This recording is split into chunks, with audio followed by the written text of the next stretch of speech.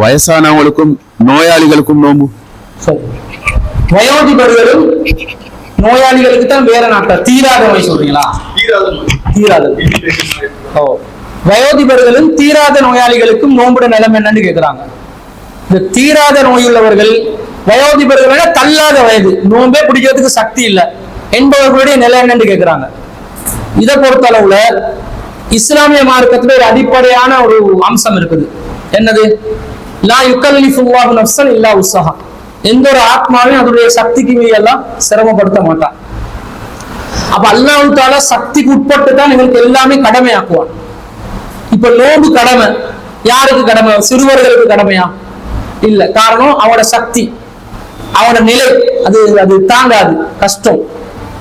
நோம்பு கடமையான சக்தி உள்ளவர்கள்லயே தற்காலிகமான நோய் உள்ளவங்களுக்கு கூட நோய் உள்ள நிலையில பிடிச்சிடாதீங்க, அதுக்கு பதிலா வேற நாள்ல கலா செய்யுங்க. நோயே இல்ல, பயணத்துல இருக்கிற ஒரே காரணத்துக்காக நீங்க வேற நாள்ல நோம்பு பிடிங்க. மன்கான மரீலன் அவ் அலா சஃபரின் ஃபஇத்தத்தும் மின் அய்யாமின் உஹர். உங்கள பயணிகளா இருக்கிறவங்க, நோயாளிகளா இருக்கிறவங்க வேற நாள்ல கலா செய்யுங்கன்றான்லாம்.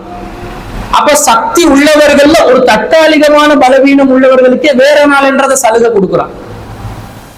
தீராத நோய் உள்ளவங்களோட நிலை அவங்களுக்கு வேற நாள் என்றது ஒன்று இருக்குமா? இன்னைக்கு தீராத நோய் நாளைக்கு இன்னும் தீராது. ஏன்? வயசு நாள் அடைய அடைய அடைய அடைய அவங்களோட உடல்நிலை சக்தி மீறிக்கொண்டே போகுது, சிரமம். அதே மாதிரி வயோதிபர்கள், தள்ளாத வயதுல இருக்கிறவங்களுக்கு விவரம் பத்தல, அவங்களுக்கு என்ன செய்யறன்னு தெரியல, ரொம்ப அவங்களோட உயிர் வாழ்றது ஜீவிக்கிறதே ரொம்ப கஷ்டமான நிலையில நீ நோம்பு பிடிச்சி பட்டினில கிடண்டா அவன் செத்துப்போன்னு சொல்றேன்னு அர்த்தம். செத்துப்போ இப்படி என்று சொல்ற மாதிரி இருக்குது. இப்ப மார்க்கம் அவங்களுக்கு கடமையாக்குமா? எந்த ஒரு ஆத்மாவும் சக்திக்கு மீறி சிரமப்படுத்த மாட்டான் என்றது இஸ்லாத்துல அடிப்படையான தத்துவம். எங்களுக்கு அப்படிதான் நல்லா துஆ கேட்க சொல்றான். ரப்பனா லா துஆஹிதுனா இன் நஸீனா வக்தனா. இறைவா நாங்க மறந்துட்டாலோ தவறு செஞ்சாலோ எங்களை தண்டிச்சிராது. ரப்பனா வலா தஹ்மில் அலைனா இஸ்ரன் கமா அமல்து அலல்லதீன மின் கப்லினா. எங்களுக்கு முன் சென்றவர்கள் மீது சுமத்தியதை போன்று சிரமத்தை நம் மீது சுமத்தி விடாது. ரப்பனா வலா துஹம்மில்னா மா லா தாக்கத லனா பிஹி. எங்களுக்கு தாக்கத் இல்லாத, சக்தி இல்லாத எதையும் எங்கள் மேல சுமத்தி விடாது என்று துஆ கேளுங்கன்றான் அல்லாஹ். சக்தி இல்லாதது செய்ய முடியாது, அதனால மன்னிச்சிரேன்னு துஆ கேட்க சொல்றான் அல்லாஹ். அப்ப தீராத நோய் உள்ளவர்கள், தள்ளாத வயதுடையவர்கள் நோம்பு பிடிக்கிறதுக்கு சக்தி பெறாத நிலையில் அவர்களுக்கு இது கடமை இல்லை என்றதுதான் அர்த்தம். நோம்பு கடமை இல்லை உங்களுக்கு. சக்தி இல்லாம நோம்பு பிடிக்காம அவங்க நிறைய நன்மைகளை வாங்க. அதான் துஆ கேட்க சொல்றான்ல. நியத்துக்கு தானே இஸ்லாத்துல இன்னமல்ல அமாலு பின்னியா, எல்லா அமல்களும் எண்ணங்களை கொண்டே தீர்மானிக்கப்படுகின்றன. அப்ப அமல்களுக்கு நன்மை அல்ல எதுல தருவோம்? அமலே செய்யறான் ஒருத்தன், பிறருக்கு காட்டுறதுக்காக செய்யறான். அல்லாஹ் கொடுப்பானா? கொடுக்க மாட்டான். அப்ப அமல் செய்வதென்றதை விட அந்த எண்ணம் என்னன்றதை பாக்குறான். எண்ணமும் இருக்கணும், செயலும் இருக்கணும். தூய்மையா செய்யணும் என்ற நாட்டம் இருக்குது, செய்ய முடியல. இஸ்லாத்துடைய நிலை என்ன? ஒருவர் அமல் செய்ய நினைக்கிறாரு, அதுக்கு செயல் வடிவம் கொடுக்க நினைக்கல, எண்ணத்துக்கு எல்லாம் கூலி கொடுக்குறானா இல்லையா? கொடுக்குறானா இல்லையா? கொடுக்குறான். இதுதான் வாய்ப்பு, இதுதான் சான்ஸ். இனிமேல் நோம்புல இருந்து ரிலீஸ் இருந்தா அவங்களுக்கு எல்லாம் அந்த நன்மையை கொடுக்க மாட்டான். அந்த மைண்ட் இருக்குது, ஆனா முடியல, செய்ய முடியல.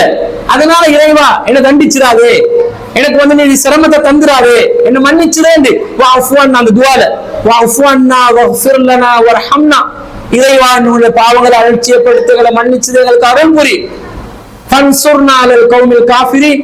காஃபிர்களுக்கு எதிராக எங்களுக்கு உதவி செய் என்று துஆ கேட்கவும் சொல்றாங்க.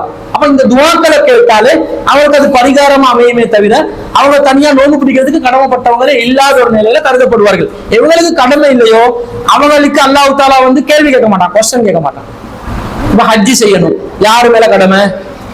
சக்தி இருக்கணும். எப்படி சக்தி? மனிஸ்ததா இலைஹி சபீலா. போயிட்டு வர்றதுக்கு சக்தி இருக்கணும். போயிட்டு வர்றதுக்கு ரெண்டு வேணும். ஒன்று உடம்பு சக்தி வேணும், ரெண்டாவது பெட்ரோல் இருக்கணும். பெட்ரோல் என்னது? சல்லி கா இப்ராஹிம் இருக்கா. இந்த இப்ராஹிம் காக்காவும் சரியா இருக்கணும், உடம்பு சக்தியும் இருக்கணும், காசு பணம் உடல் சக்தி ரெண்டும் இருந்தா தான் கடமை. இப்ப நீங்க ஹஜ்ஜி செய்யல, உங்களுக்கு அந்த ரெண்டு உங்களுக்கு வசதி இருக்குது, உடம்பு சக்தி இல்ல, உடம்பு ஆரோக்கியம் இருக்குது ஆனா வசதி பொருள் வசதி இல்ல. மறுமையில எழுப்பி ஏன்டா ஹஜ்ஜி செய்யல?